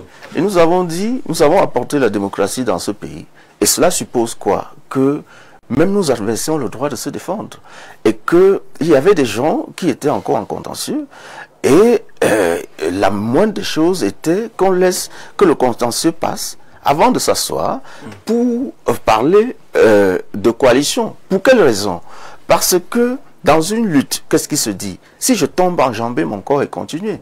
Il y avait encore des gens en contentieux. Et donc nous les avons laissés se défendre et nous estimons que après le contentieux préélectoral, on pouvait s'asseoir. Après le contentieux préélectoral, nous avons encore reçu notre invitation. Mais cette invitation pour nous n'allait pas dans le bon sens parce que cela nous invitait de venir faire le suivi de la réunion de Fumban. Or, nous estimons, nous n'avions pas été à la première réunion, nous disons que comment vous allez faire le suivi de quelque chose à laquelle nous n'étions pas à la fondation. Et donc, c'est cet esprit-là qui a fait éclater même le groupe. Parce que, si vous voyez très bien, quand on va à une coalition, il faut avoir l'esprit d'équipe. L'esprit d'équipe signifie que quand on entre dans un stade de football, on ne sait pas qui va marquer le but. On ne sait pas. C'est au stade, tout le monde joue. Mais on sait qui est l'avancante, non? On sait tout. On sait celui qui est supposé. Mais marquer le but aujourd'hui, c'est gagner. C'est de gagner. C'est gagner le régime en place. Et donc, il faut faire la passe. Il faut voir la personne qui est mieux placée. Et vous ne voyez la personne qui est mieux placée qu'au stade. Et donc, tout le monde devrait, dans l'esprit d'équipe, entrer au stade sans a priori que vous devez me suivre ou suivre telle personne, etc. C'est pour ce qui concerne le groupe de Fumban. Pour le reste, jusqu'à présent, même ceux qui étaient en Fumban n'ont pas rencontré tous les acteurs politiques comme nous avons fait. Nous étions chez Bello Bouba Marguerite. On a discuté d'un certain nombre de choses. C'est pas à la télévision que les choses se discutent, malheureusement. Nous étions chez Issa Chiroma. La télévision veulent savoir où est-ce que mais je vous le dis, avec cette affaire. Nous étions chez Issa Chiroma Bakari. Ok, nous avons discuté. Nous avons très bien discuté. J'ai participé à toutes ces réunions-là. Et donc, on a très bien discuté. Nous étions chez tous les autres leaders. On a très bien discuté. Mais pour que vous bâtissiez une coalition, il faut une même vision. Deuxièmement, des axes de collaboration. Et sur ces axes de collaboration, là, on travaille. Et c'est ça que j'appelle mutualisation. Et donc, probablement, on va aller dans le sens de la mutualisation. Jusqu'où ça se discute encore. Alors, ensuite, il faut qu'il y ait un agenda commun. Et c'est encore peut-être ce que vous attendez de voir, que les différents partis politiques dits de l'opposition ont un agenda pour la mutualisation. Cela arrivera. Mais ce qui n'arrivera pas, et c'est ça que nous avons dit hier, et ce que la presse n'a pas bien compris, c'est ce qu'on appelle le candidat unique de l'opposition. Ça n'arrivera pas. Le candidat consensuel de l'opposition, je ne sais pas comment ils conçoivent ça, ça n'arrivera pas.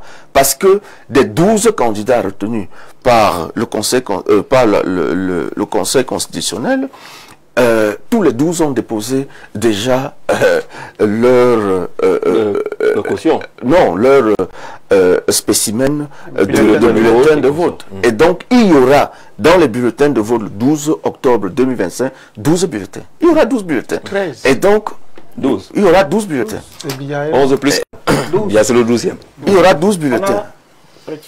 Et donc, il ne faut pas qu'on soit hypocrite en disant qu'il y aura consensus. Il n'y aura pas de consensus. Alors, est-ce qu'on le sent, Soum Silas, vous avez écouté le vice-président du SDF, est-ce qu'on a l'impression que quelque chose se dessine quand même concernant la coalition de l'opposition? D'abord, il faut noter que rien ne se dessine. Parce que moi, je ne manquerai jamais de le dire à haute intelligible voix que le peuple camerounais est un peuple sage. Tout ce que ces candidats retenus, c'est les candidats de l'antichambre du RDPC.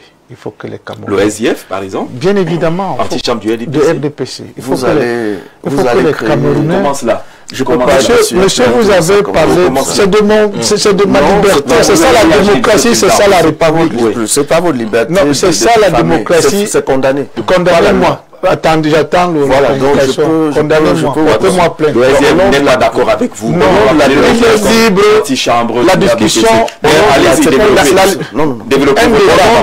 débat, c'est pour avoir les points de vue contradictoires. Le débat, c'est pour avoir les points de vue. C'est pas le débat, ça. Monsieur, nous sommes à un débat. C'est pas le débat. Monsieur, nous sommes à un débat. Le débat ne consiste pas à diffamer. Monsieur, quand vous parlez de l'Église catholique, c'est la loi. Quand vous parlez des associations, c'est la loi.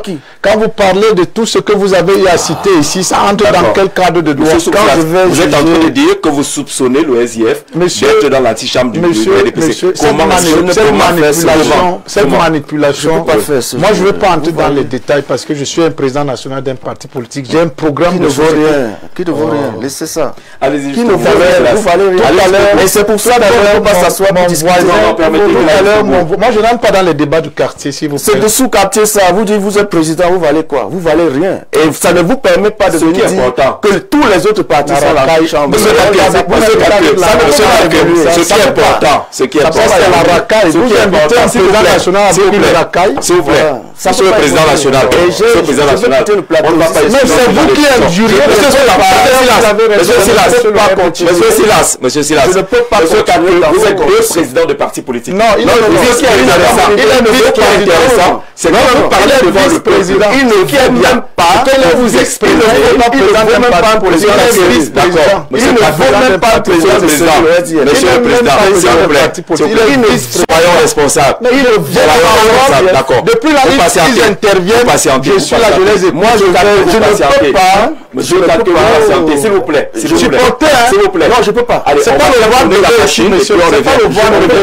Je ne viens pas ici pour le voir bébé. On ouvre la machine, on revient calmement. Je ne peux pas être sur un plateau. C'est ça le voir bébé ici. Vous qualifiez les autres, vous ne voulez pas comme vous qualifiez. Je n'ai jamais dit que la machine aussi, on revient tout à l'heure. Et c'est pour ça que je viens pas.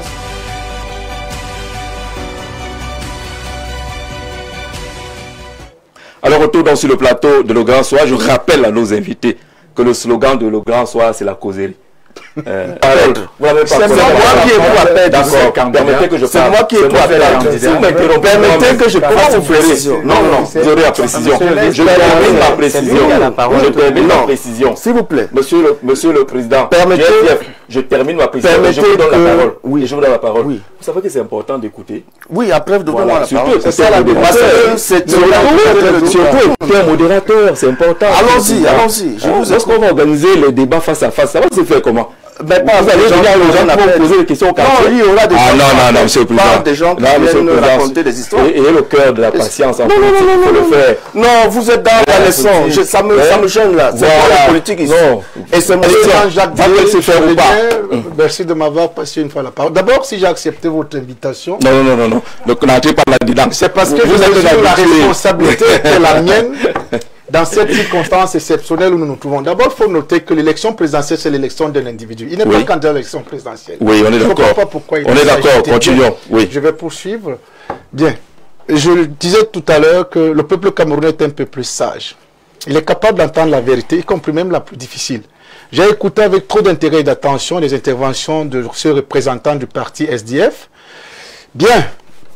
Il a dit des choses. D'abord, on sème le vote, on récolte la victoire. Moi, c'est ce que je sais. Et c'est ce que j'ai réservé aux candidats que je soutiens.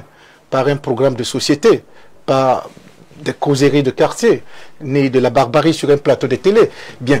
Maintenant, je poursuis en disant, le SDF est un... Je soupçonne d'ailleurs que le SDF est un antichambre du RDPC. Ça, on le note. Voilà. Oui, il va réagir. Je le soupçonne. Oui. Parce que depuis près de 7 ans, tout ce qu'il a eu à citer, ce n'est pas un programme de société. Les Camerounais n'ont pas besoin de dire que... Est-ce que ça répond à la question de la qualité? Oui. Je vais y revenir.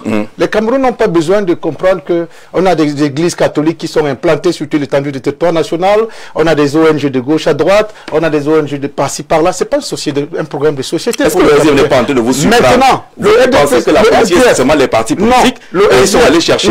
Ils ne cherchent pas la société civile et autres. Non, ils n'ont cherché personne. Mais ils vous informent. Non, ils nous informent. Non, ils nous informent pas. Ils n'ont cherché personne. Ils vous informent.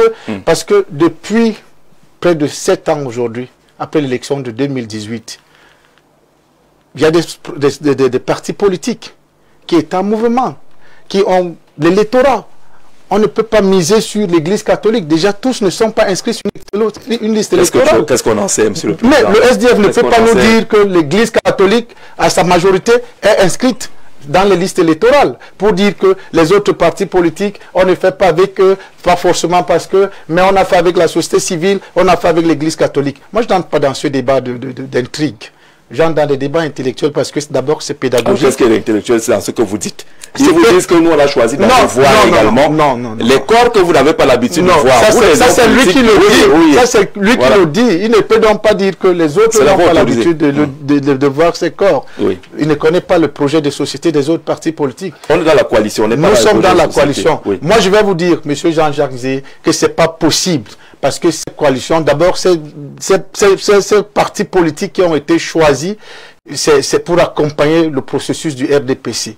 Ce n'est pas des partis politiques. Vous voulez dire que les partis qui ont traversé l'étape du Conseil constitutionnel ont été choisis pour accompagner. Je continue à dire que tous les Camerounais savent que ces partis politiques sont soupçonnés d'être les antichambres du RDPC. Et vous êtes où? Qui nous arrêtent tout ça, qui se racontent. Vous êtes où alors? Moi, je le dis haut et fort et à Mondovision, j'ai soutenu la candidature du président Biya. Donc dites alors bienvenue à ces partis-là. Je suis président national. C'est pour ça que je l'invite. C'est pour ça que je l'invite à nous retrouver. D'accord. Et de nous dire la coalition n'est pas possible. La coalition n'est pas possible dans leur sens, mais de l'autre côté, s'il me joint comme soutien du président Biya, moi je lui dirai, monsieur, soyez les bienvenus. Il y a la place pour tout le monde.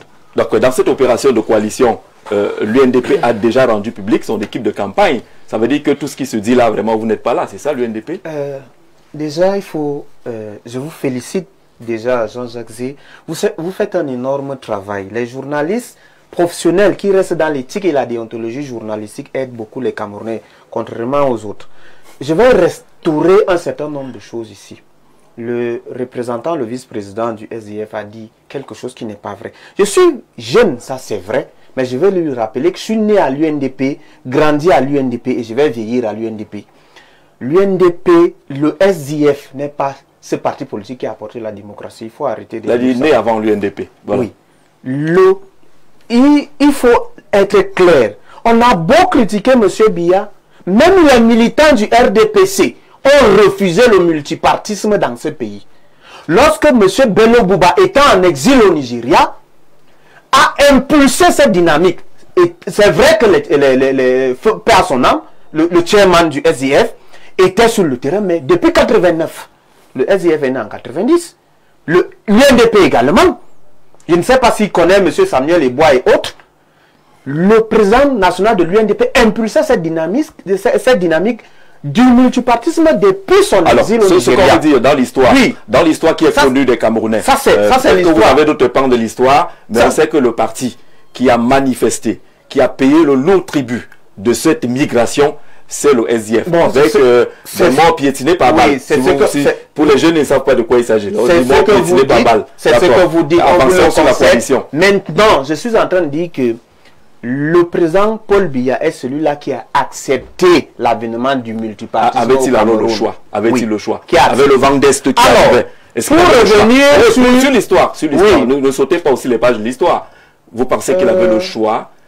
C'est parce qu'il était trop content le jour-là et qu'il a accepté. Je ne veux pas beaucoup. Est-ce qu'on avait le choix? Je n'ai pas envie, mais je dis qu'il avait le choix. Je n'ai pas envie de parler de candidat du RDPC. Vous avez répondu. Il avait le choix, oui. Maintenant, je veux revenir sur la question que vous posez, qui semble très importante, parce que nous sommes à une consultation électorale beaucoup plus importante pour le Cameroun.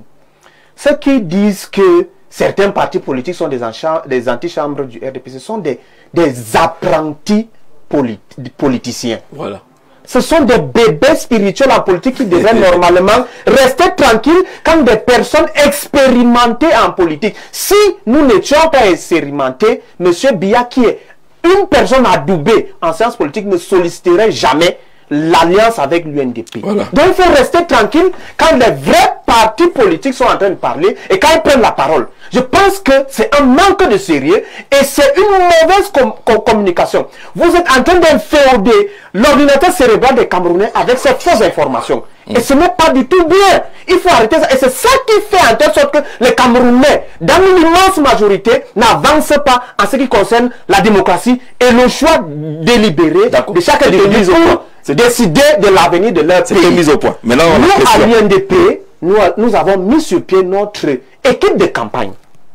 Le SDF, le représentant, le vice-président du SDF qui est à côté de moi là, nous, à l'UNDP, nous avons fait une conférence de presse à l'Ouest. Ce sont les anciens élus, je ne parle pas des militants de base, je parle des anciens élus du SDF, qui ont été maires, qui ont été députés, qui ont été sénateurs, qui ont rallié l'UNDP. Ça, c'est une chose. De deux, nous sommes allés jusqu'à Bamenda. On a pris un ancien questeur, un ancien secrétaire général, un ancien élu de l'UNDP qui a décidé de rallier également. Du SDF, pardon. Qui a décidé de rallier l'UNDP. Ça veut dire qu'il y a quelque chose qui ne va pas dans sa formation politique. Lorsqu'on parle d'une formation politique, on se rend compte que quelque chose ne va pas. On décide de rallier l'équipe gagnante qui est l'UNDP. L'UNDP, je vais le rappeler ici, il faudrait que les gens arrêtent la manipulation. L'UNDP est le parti politique au Cameroun constitutionnellement implanté, et c'est le parti politique leader d'opposition. D'accord. Peu importe ce que les gens disent. Encore répondu à la question. Alors, vous avez choisi de monter votre équipe de campagne. Vous dites que vous n'êtes pas dans les débats sur la Nous avons monté notre équipe de campagne. Oui. Les Camerounais ne doivent pas se leurrer. Même si, à l'heure actuelle, l'ECAM a déjà commencé à imprimer les bulletins de vote, il peut toujours avoir coalition. D'accord. Ceux qui disent que la coalition c'est impossible, ce sont des gens qui ont peur du changement. Et ce sont des gens qui ont des penchants vis-à-vis du RDPC. Du ministère du Tourisme. Vis-à-vis du RDPC, qui ont peur. Je voudrais qu'on respecte le temps de parole de chacun ici. Allez-y, vous avez la parole. Il ne faut pas nous amener les débats de quartier. On vous a pas interrompu, allez-y. Alors, nous, à l'UNDP, nous sommes convaincus. Nous sommes convaincus que tous ces brouhaha que vous observez là, vous n'avez jamais vu une consultation électorale aussi importante au Cameroun où il y a des consultations à la présidence de la République par procuration. Jamais. Depuis que moi je suis né, M. Biya était déjà au pouvoir. Depuis que je suis né, je n'ai jamais vu ce type de consultation. Il a fallu que le parti politique leader de l'opposition au Cameroun, qui pèse de tout son poids, décide de ne plus être allié avec le RDPC. Ils ont senti le danger. C'est le l'UNDP qui... Non, c'est la vérité. Tous les Camerounais ont vu. Beaucoup de Camerounais ont été surpris. Ça fait paniquer. Les consultations, ça a fait paniquer au sommet de l'État. Ah, les consultations n'ont jamais existé comme ça. Oh, personne ne peut vous dire qu'ils ont déjà aperçu cela. C'est l'UNDP. Les Camerounais doivent être reconnaissants. Donc l'UNDP est prêt pour une coalition, s'il vous plaît. Est prêt à une coalition. Oui, sans condition. Une coalition. Est-ce qu'il y a des préalables? Il y a déjà des préalables. Lesquels? Il y a, tout ne peut pas se dire. Nous avons reçu des personnalités de cette République. Tout ne peut pas se dire. Le Issa Tirou Abakari, par exemple. Tout ne peut pas se dire. Oui, vous le savez donc déjà. on ne soit pas influencé par la publication de votre équipe de campagne. Ne soyez pas influencés. Parce que dans notre équipe de campagne, il y a des gens qui ne sont pas des militants de l'UNDP qui font partie de cette équipe-là. Merci. Il y a des gens qui ne sont pas de l'UNDP qui font partie de cette équipe. Mais cela ne doit pas vous déranger.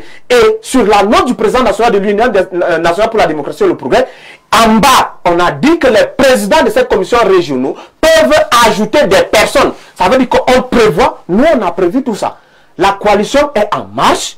Toutes ces personnes, parce que le président national l'a prévu, nous allons ajouter ces personnes. Votre coalition, c'est avec les autres leaders des partis politiques. D'accord. A prévu d'ajouter ces personnes-là, nous allons les ajouter au fur et à mesure. Je rappelle que le docteur Fridolin Ké sera avec nous en Gaoundéré, parce que notre méga meeting de 400 000 personnes attendues, oui, le président, je vous l'annonce ici, le docteur Fridolin Ké sera avec nous en Gaoundéré pour le méga meeting le 22. À 15 il y a 400 000 personnes qui sont attendues, j'ai jamais vu. Merci. Même le RDPC n'a pas mobilisé comme ça. On vous le concède. Le grand meeting, c'est jeudi à 15h. À Gaoundéré, le grand meeting. Tout à fait. D'accord.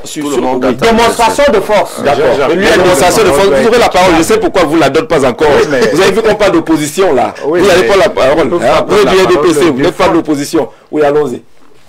Vous voyez que tout ma gêne et mon regret d'être sur ce genre de plateau, vous prêtez le flanc à des gens qui se sont préparés pour venir uniquement attaquer le SDF. le RDPC a ses satellites utilisés pour attaquer uniquement le SDF. Et la rhétorique est la même. Soit ils vont dire que le SDF est déjà mort, soit ils vont dire que le SDF est une antichambre du RDPC. C'est des éléments de langage que l'on connaît et que l'on a toujours l'habitude de faire. Et c'est pour ça que j'ai eu raison d'interrompre, pour apporter une clarification et pour regretter d'être là. Et pour regretter d'être avec un communicant de l'UNDP qui ne sait pas ce que son président national pense. Et qui pense que son adversaire c'est le SDF. Et qu'il va venir ici se vanter d'avoir eu des personnes exclues du SDF qui sont obligées d'utiliser le nom du SDF pour aller se vendre à l'UNDP. Moi, je suis enseignant à l'université de Maroua, si vous ne savez pas. Oui. Et tous les anciens de l'UNDP que nous avons recrutés, nous n'avons pas fait de publicité. Parce que ce n'est pas l'UNDP notre adversaire. Et donc ce qu'il dit là peut mériter son exclusion. Parce que Saïdou Madadi, si je lui écris, envoie un message maintenant, qui est le secrétaire à la communication. Envoyez-lui le message. Envoyez-lui le message. Et il va s'excuser. Oui, envoyez-lui le message. Il va s'excuser. Parce que si mon communicant attaque l'UNDP, je vais m'excuser. Oui. Donc, les gens dérapent. Et c'est pour ça que ça, là, on laisse aux communicants. Mais au niveau stratégique, ça ne se passe pas du tout comme il est en train de raconter. C'est son petit niveau là-bas. Et les gens que Tchoumoulou a présentés, qui est notre secrétaire général à Bafoussam, et les mêmes 6 personnes qu'il allait présenter à Bamenda. Parce que lui-même parle d'un secrétaire général à Bamenda, comme si Tchoumoulou était du Nord-Ouest. C'est faux. Et donc, les mêmes personnes, 6 personnes, il y a eu Jean Tchoumoulou, il y a eu Soukam, qui est un adjoint au maire à Bafoussam, 2e, depuis très longtemps. Il y a eu l'ancien sénateur du Onkam, qui n'est pas du SDF depuis au moins 10 ans. Et donc, vous ne pouvez pas. Et puis il y a Yoyo, l'honorable Yoyo, oui. Mais nous avons recruté mieux. Mais nous ne faisons pas de publicité dessus. Les gens qui ont démissionné des autres partis politiques pour nous rejoindre, nous ne faisons pas de publicité dessus. Nous savions depuis très longtemps que les Salman partiront. On a eu des discussions depuis très longtemps. Si vous suiviez l'actualité, vous allez voir que j'ai passé, moi, là, avec mon président, la fête de mouton à Pitois, chez le maire de Pitois qui a démissionné. On le savait. On aurait pu conclure n'importe quel type d'accord. Donc arrêtez avec les histoires dans les partis politiques qui donnent l'impression que l'adversaire est plutôt dans l'opposition. Dans l'opposition, et c'est ça. Et c'est ça, mais c'est surtout au petit niveau. Parce qu'au niveau stratégique, Bello Bouba ne peut jamais cautionner ce que ce monsieur vient de dire. Jamais. Je m'appelle M. Jamais. D'accord. Et donc, ce qui se passe, il faut qu'on soit clair là-dessus. Le monsieur qui dit qu'il est président de parti politique. C'est la Constitution de la République. Le monsieur qui dit. Le monsieur qui dit qu'il est président de parti politique et qui est dans la logique de la communication du RDPC, qui veut assimiler tout le monde au RDPC parce qu'il pense qu'en se faisant, on dévalue d'autres partis politiques. Ce monsieur-là, il le dit à son compte à lui, qu'il négocie ses entrées au RDPC tranquillement, il n'y a pas de problème. Mais ce que nous... Quand non, ça c'est avec le chairman du SDF, vous n'étiez pas là. Vous qui? Vous ne pouvez pas. Le chairman n'est pas malade. Je suis allé à le chairman n'est pas malade, vous ne connaissez même pas.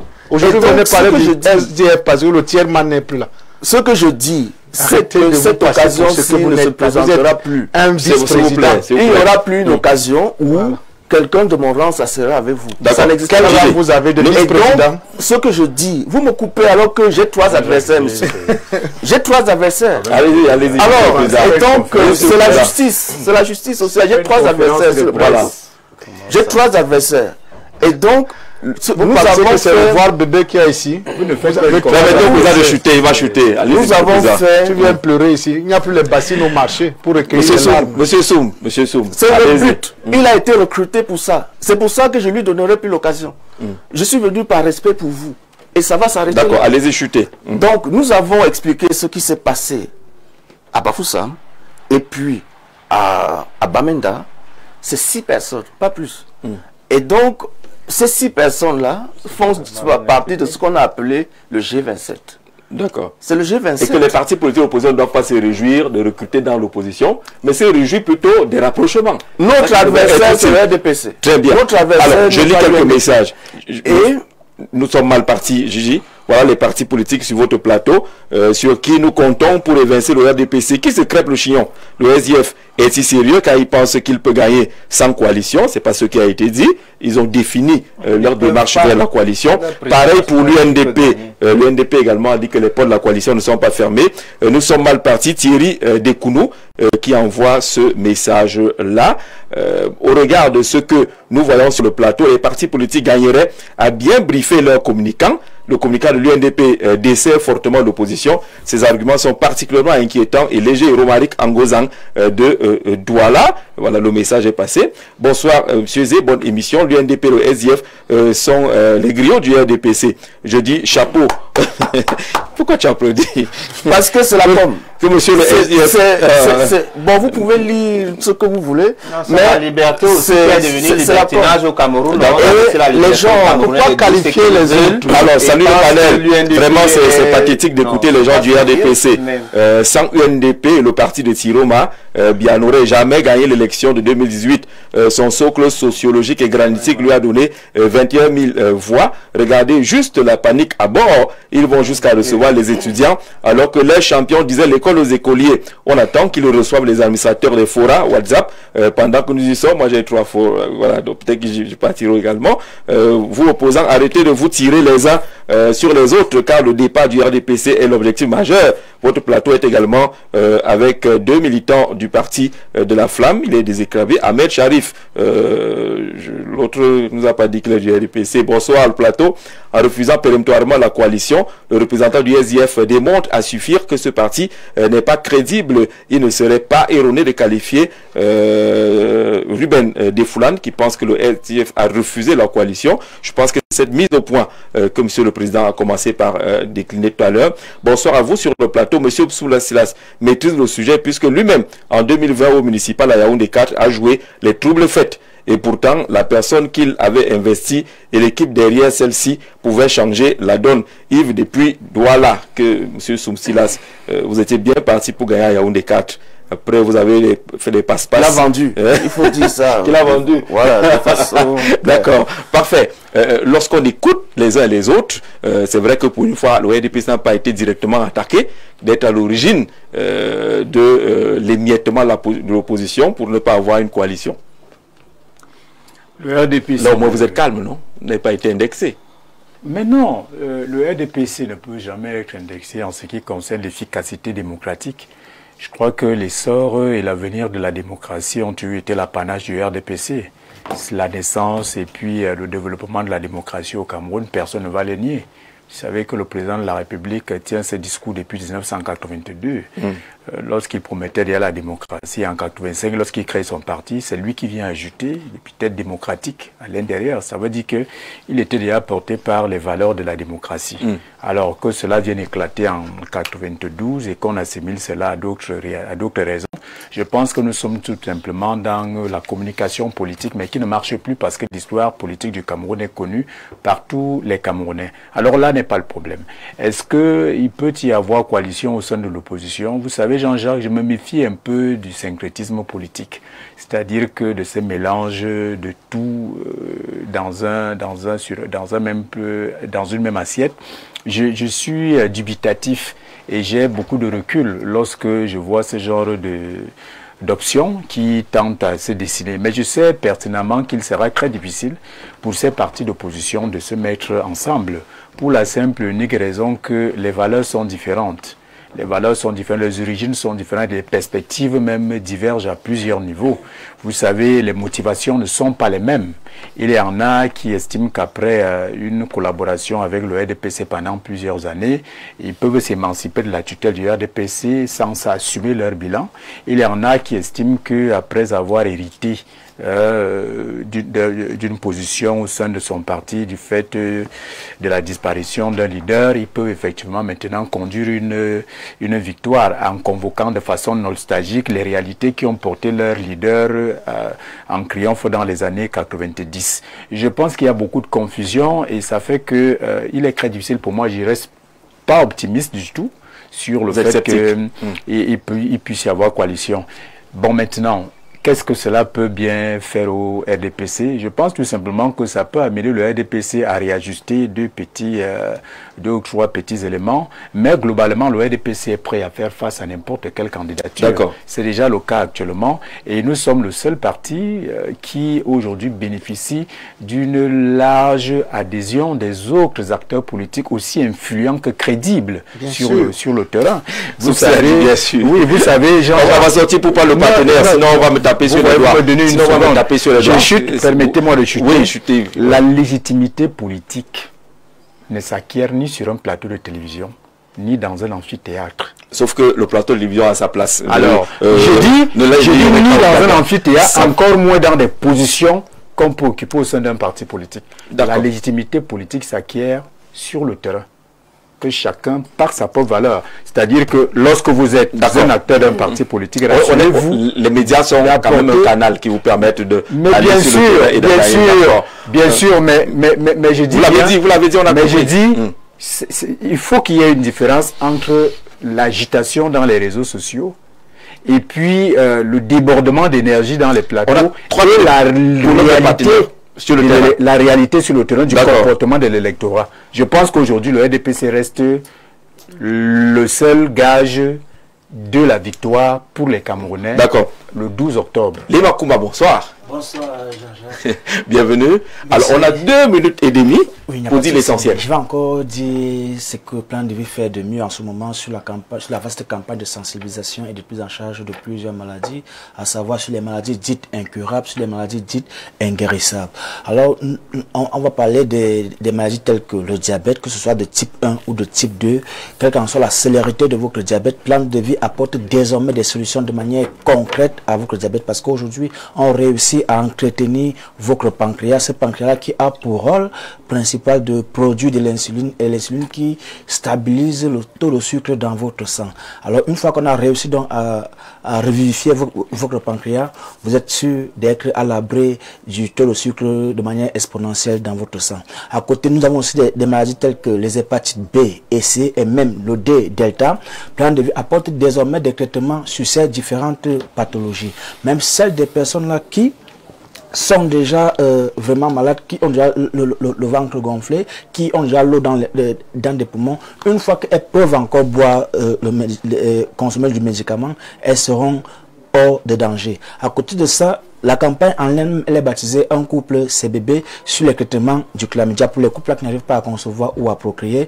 Nous avons mis sur pied le produit King Fimic 24 heures la solution. C'est pas pour dire que nous soignons le chlamydia à 24 heures. C'est le nom du produit qui s'appelle King Fimic 24 heures la solution. C'est-à-dire quoi? C'est-à-dire que quelqu'un qui a un chlamydia et qui a peut-être les symptômes apparents, sous 24 heures, une fois qu'il a pris le traitement, sous 24 heures, les symptômes vont disparaître. Mais seulement il va continuer le traitement peut-être sur 2 semaines, sur 3 semaines, bien peut-être sur 4 semaines, en fonction de la durée de la maladie dans son organisme. Jean-Jacques, si tu me permets, je vais encore parler à ces personnes qui nous regardent cet après-midi sur le produit Open Sex, ce produit qui permet donc d'augmenter la taille et le volume de l'appareil génital. Désormais, c'est possible avec des produits naturels. Alors, chers téléspectateurs, vous qui nous regardez en ce moment, vous qui avez des problèmes de taille avec votre appareil génital, n'hésitez pas à nous contacter sur les numéros qui s'affichent au bas du petit écran, que vous soyez à Douala ou à Yaoundé, même hors de ces 2 villes. Nous sommes là pour vous servir. Le plan de vie a mis 3 formats sur le marché. Il y a le grand format qui augmente entre 4 et 6 centimes d'augmentation, le moyen format qui augmente entre 2 et 4 centimes d'augmentation et le petit qui augmente entre 1 et 2 centimes d'augmentation. Yaoundé, nous sommes situés en Kondongo, Carrefour Iptec. Douala, nous sommes situés à la Cité des Paniers, derrière le lycée. Alors, n'hésitez pas à nous contacter sur les différents numéros qui s'affichent au bas du petit écran. Merci Plante de Vie, on a tenu dans les délais. Merci à vous d'avoir regardé ce programme. Voilà, on va s'habituer à l'approche de l'élection. On gérera. Il faudra gérer, on va gérer. Ils viendront toujours échanger avec vous et vous communiquer leur programme, leur vision. Rendez-vous demain. Oh là là. Débattons.